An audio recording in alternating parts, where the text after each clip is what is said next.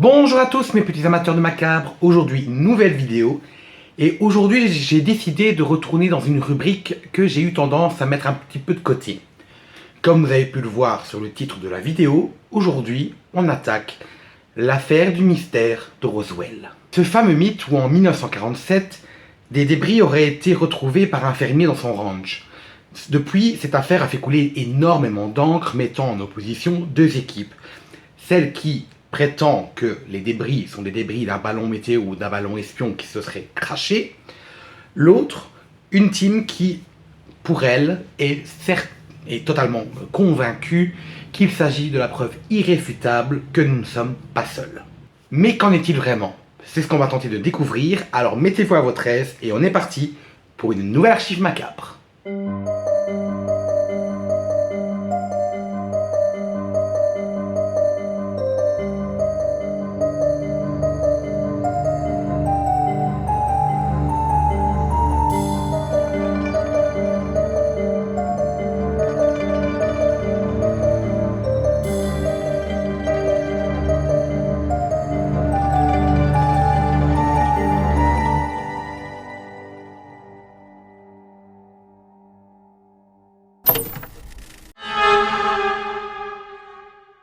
Nous allons nous diriger à une centaine de kilomètres de Roswell, une petite ville désertique qui fait partie du Nouveau-Mexique. Durant un orage caniculaire la nuit justement du 7 au 8 juillet 1947, un fermier dans son ranch, tranquillement, William McBrazel, va se faire réveiller par un bruit très sourd, un bruit assourdissant. Curieux, le lendemain, il décide d'aller voir ce qui pourra en découdre, enfin de ce que pourrait être ce bruit. Et c'est là qu'il va faire une découverte totalement déroutante. Des débris éparpillés en conséquence. Accompagné de son fils, il est incapable justement de déterminer ce que c'est. Il ne reconnaît pas le matériau, c'est un mélange entre de l'aluminium et du caoutchouc. Il décide alors d'en rapporter quelques pièces dans son ranch pour les observer de plus près. Mais il est toujours bredouille, il ne trouve pas, il ne reconnaît pas du tout, même malgré l'aide de ses voisins. Il va alors solliciter l'avis du shérif Wilcox. Il va se rendre donc au ranch de Brazel, et pareil, il va être en mode, mais impossible de reconnaître, on ne trouve pas l'appartenance ni l'origine de ces débris, on ne reconnaît pas la matière, ni la texture, ni de ce que ça pourrait être. Du coup, le shérif décide quand même alors de contacter la base militaire la plus proche. Dans sa tête, il se dit, on est peut-être face à un objet d'espionnage ou alors un objet militaire top secret. Donc peut-être le mieux, c'est d'en parler aux autorités. La Roswell Army Airfield va donc se rendre sur les lieux, récolter les débris et justement les apporter à leur base pour les analyser. Cependant, la présence de militaires dans une petite ville désertique, ben forcément, ça fait jaser.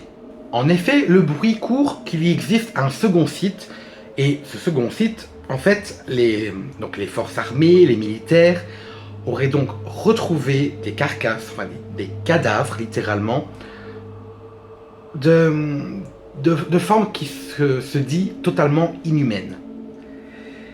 Et en plus, après il va y avoir une petite conférence de presse qui là va mettre le feu aux poudres. À la demande du colonel William Blanchard, qui est le porte-parole justement de la base, va demander donc à son lieutenant, donc Walter Haut, donc de tenir une conférence de presse, afin donc de faire une déclaration publique.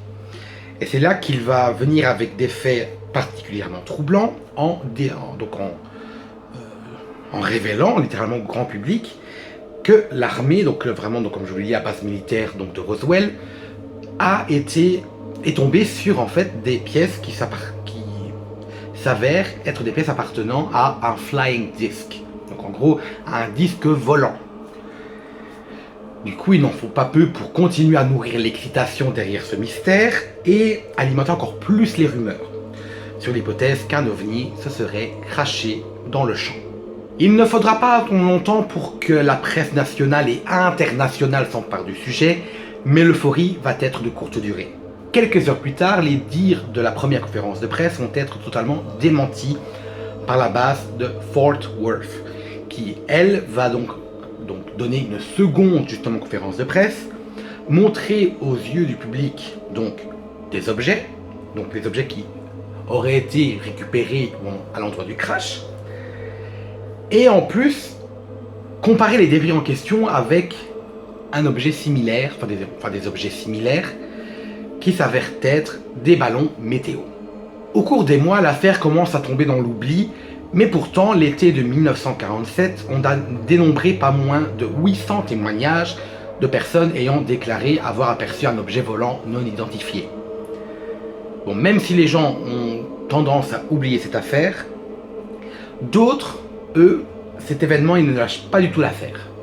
Pour certaines personnes, les deux conférences contradictoires à quelques heures d'intervalle sont plus que suspectes. Donc, entre ceux qui alimentent les théories du complot farfelues et le besoin donc de vérité concernant ce mystère, l'affaire Roswell va connaître un nouvel essor. Et c'est ici que les ufologues vont entrer en scène, et vous allez constater vite fait que les hypothèses vont s'enchaîner. En 1950, Frank Scully, donc bizarre, Mulder Scully, X-Files, cette référence, bref, je m'écarte. Ce dernier va donc publier un livre racontant ce qui se serait passé, donc justement, durant cette fameuse nuit de 1947 à Roswell. Tout en faisant attention justement pour éviter un peu d'être traqué par les droits d'auteur, de modifier certaines informations. Il se serait même vanté justement d'avoir écrit ce livre grâce à l'appui de deux éminents scientifiques experts justement en la matière. Il va s'avérer qu'il n'en est rien du tout et que les deux soi-disant scientifiques sont en réalité des escrocs qui ont déjà été condamnés par le passé. Cependant, en 1980, un second récit va donc voir le jour, et celui-ci déjà un peu plus crédible. Ce récit a été écrit par Charles Berlitz et William L. Moore. Pourquoi celui-ci est déjà un peu plus crédible? Parce que déjà, il réduit vraiment l'anonymat au maximum, et il prône vraiment la transparence, ce qui forcément donne un peu plus de cachet et plus de crédibilité à justement un contenu qui est plus discret, plus évasif.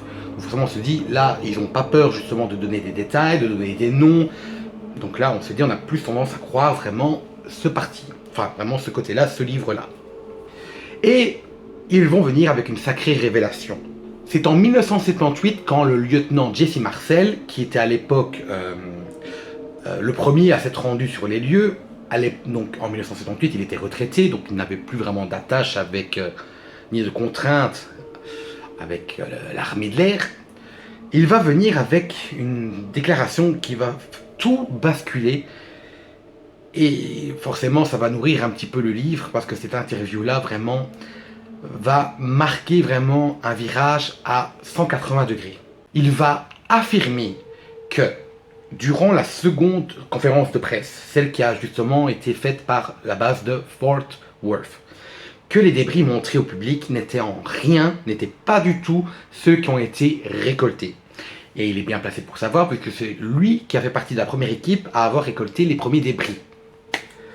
Et là, il est formel. Il le dit sans hésitation, sans douter. Il le dit non, ce ne sont pas du tout les mêmes. Ce n'est rien du tout. Ils ont inventé ces débris, c'est pas ceux qui ont été ramassés. Et que pour lui, justement, les forces de l'armée américaine ont alors étouffé l'affaire et caché la vérité au grand public. Une révélation qui appuie la théorie des ufologues comme quoi un ovni se serait écrasé justement et que les débris ont été retrouvés par le fameux Brazel. Eh ben c'est pas du tout au goût justement des forces américaines.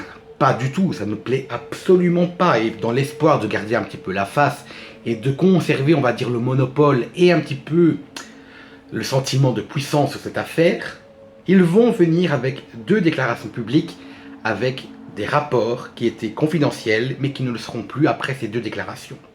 En premier lieu, ils vont venir avec des excuses vraiment formelles, admettant qu'ils ont menti durant la seconde conférence de presse avec les débris montrés au public, que ce ne sont pas ceux qui ont été récoltés chez Brazel.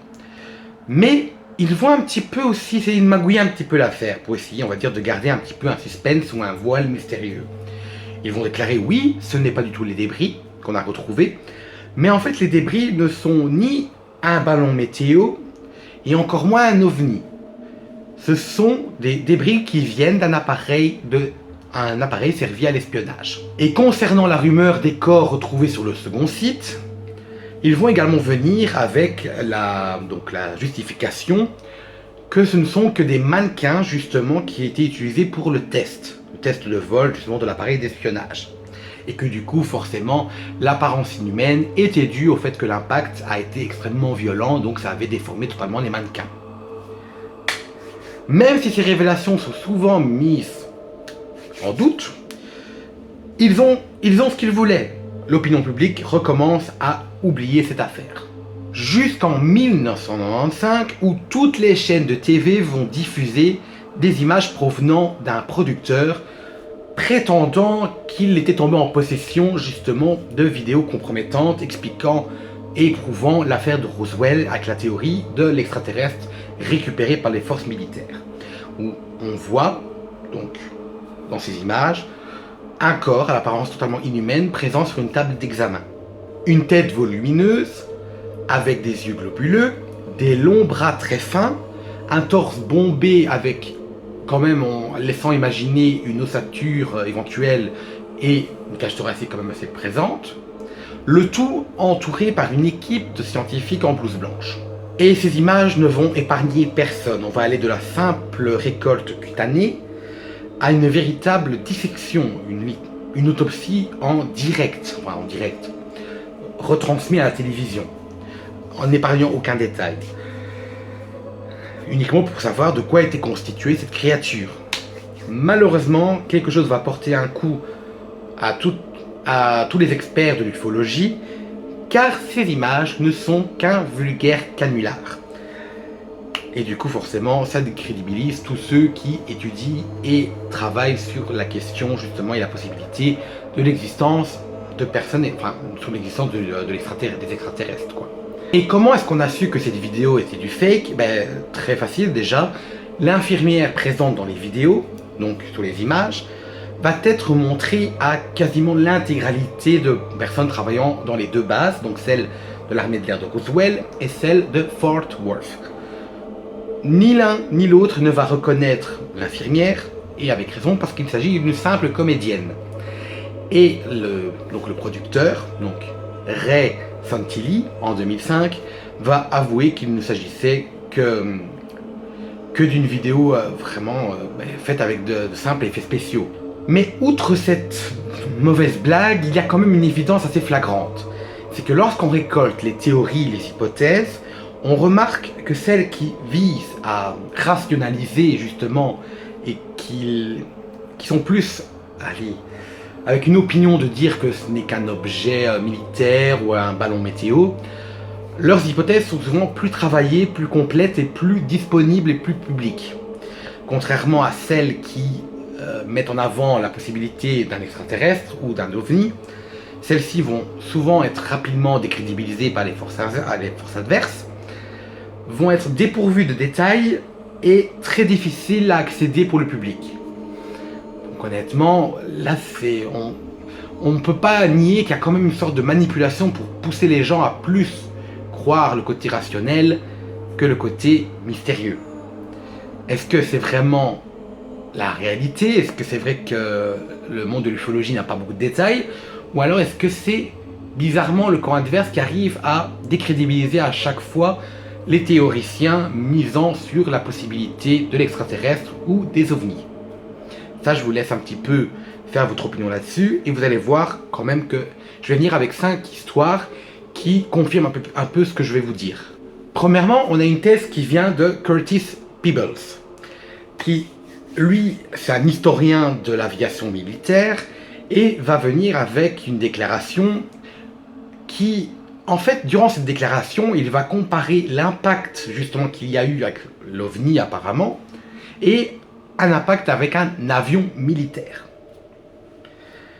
Forcément, un OVNI et un avion militaire, niveau circonférence, c'est un petit peu similaire.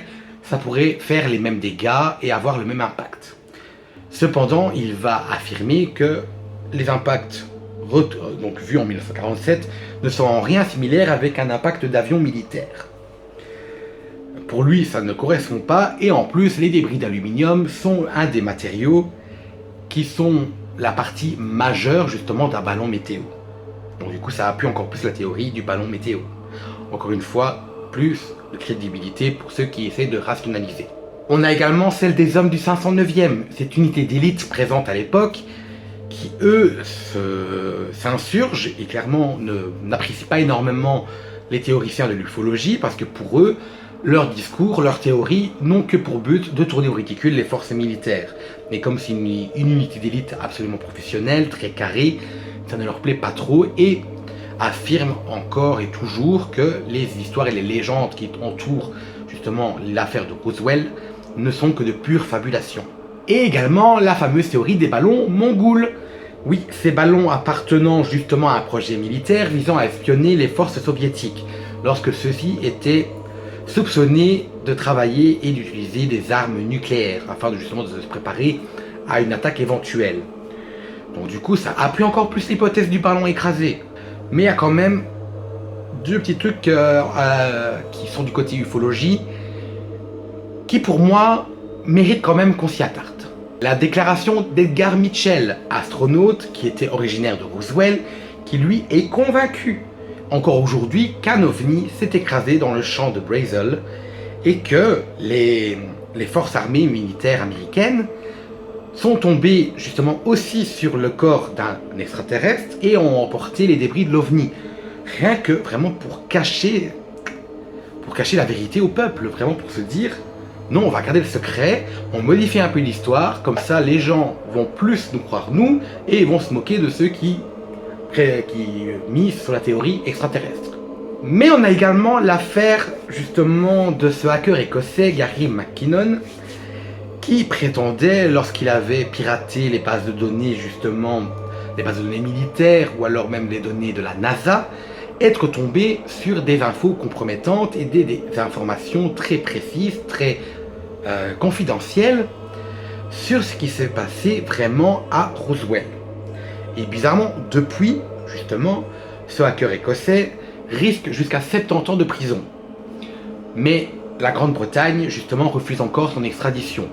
Alors, qu'en est-il vraiment?